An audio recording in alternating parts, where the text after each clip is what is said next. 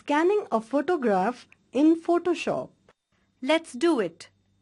To scan a part of the image in Photoshop, open the File menu, point to Import and click on the scanner name. The scanning window opens. A. Select the resolution on which you want to scan the photograph. B. Type of scan, color depth or black and white, etc. Click on the Pre-Scan option. It will give you a preview of the image before you select the area to scan.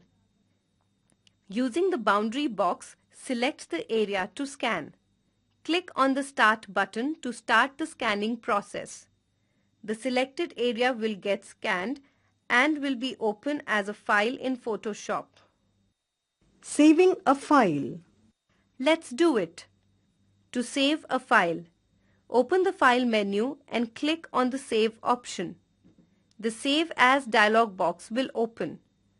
Enter the name for the file and select the format in which you want to save your file from the Format drop-down list.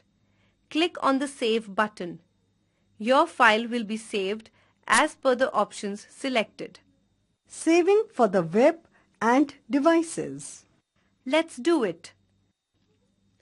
To save file for the web and devices, open the File menu and select the Save for Web and Devices option.